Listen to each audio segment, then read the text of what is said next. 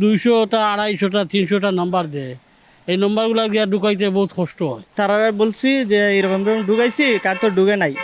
তো তারা কইছে আচ্ছা ঠিক আছে, অফিস থেকে একজন মানুষ নিয়ে যাও, তারে 200 টাকা দিও। 200টা দে 300টা দে লম্বর লম্বর দিয়ে ইত্যাদি আমরা তো এইটা করি আমরা খিলা চালাইম আমি নিজের দোস্তখন জানি না। টোকেনটা বেশি আসতেছে, এই ক্ষেত্রে সবাই ভুক্তভোগী হচ্ছে। 20টা তুলিয়া মারতে হয়, 20টা তুলিয়া মারতে হয়, এরকম মারতে মারতে অনেক সময় দেখা যায় লাইন আমরা বুলিয়ে যাই গিয়া। 200, 300, 180টা নম্বর ছাড়া এর কমে নম্বর দেয় না।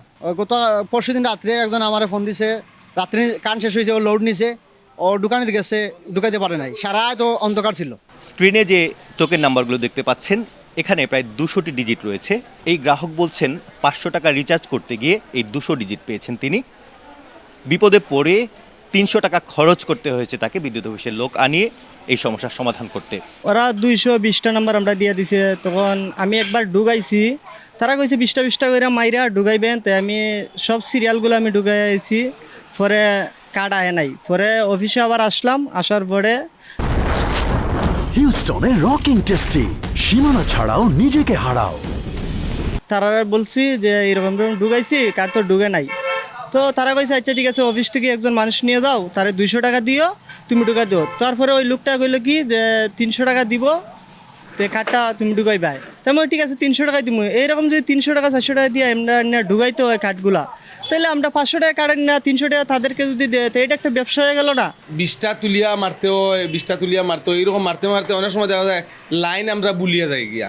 কোন লাইন তার কোন লাইন মারি এটা করতে করতে অনেক সময় দেখা যায় কার্ড আমরা নিতে পারি না, বা অন্য সাহায্য ছাড়া বা বিদ্যুৎ অফিসের কোনো লুক আনিয়ে আমরা ঢুকানি লাগে। আমার তো ফোনটা 20টা মিটার আমি দোস্তখন জানি না। আর এই যে 40টা 50টা লম্বর দিয়া বিদ্যুৎ কতদিন পরে পরে 50টা 60টা লম্বর দিয়া, এটা আমি কোন রকম এটা কোন হালত কিতা করবো, এটা কোন ধরনের হালত পড়ছি আমরা। ও চেষ্টা করছি তো বেড়া ছাড়া লাগে, অবাচনে হবাই বেড়া লাগে, অবাচনে হবাই বেড়া লাগে, এটা হারে ফাইমু আর উচ্চ শিক্ষিত আমি মানুষ কই ফাইমু আর কই গিয়া আনমু গিয়া।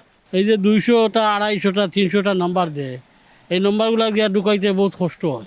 ও ফারাও যায় না, কোনো সময় বিভ্রান্তি ও ওখান ফারলাতে ওখান না বেড়া লাগি যায় গিয়া, মিটার লক হয়ে যায় গিয়া। একবার 2বার 3বার মারার পরে মিটার লক। টোকেন নাম্বারটা দেয়, দেখা যাচ্ছে টোকেন নাম্বার আছে হলো 240টা, ওটাতে মিটারে লক হয়ে যায়। ওটা একটু সারানোর জন্য আসছিলাম আর কি। আমার যে মিটারটা চেঞ্জ করতে হয়, তাদের যে মিটার ছিল আগের মিটারটা 14 সিরিয়ালের মিটার ছিল, ওইটা সরকারতে বাতিল করছে, চেঞ্জ করতে হবে। এখন টাকাও ঢুকাইতে পারতেছি না, এখন এটার কিছু ডিমান্ড চার্জ বকেয়া ছিল, ওইটার বিল বানিয়ে নিতে হচ্ছে। 240টা ডিজিট আমাকে ইনপুট করতে হয়েছে।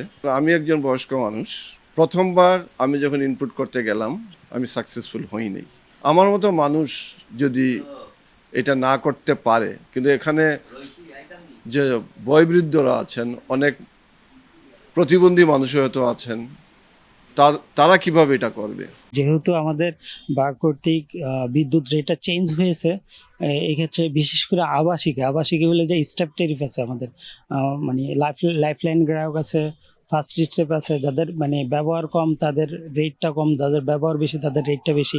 এই ক্ষেত্রে যে লজিকগুলা মানে প্রত্যেক টেরিফের জন্য যে স্টেপের জন্য যে রেটটা চেঞ্জ হবে, এই লজিকটা ওই আমাদের যে টোকেন কোড আছে এটার মাধ্যমে মিটারে দেওয়া হয়। যেহেতু এইখানে স্টেপটা বেশি, প্রায় 6টা স্টেপ আছে, এই জন্য এই আবাসিকের ক্ষেত্রে টেরিফটা এই টোকেনটা বেশি আসতেছে, এই ক্ষেত্রে সবাই ভুক্তভোগী হচ্ছে।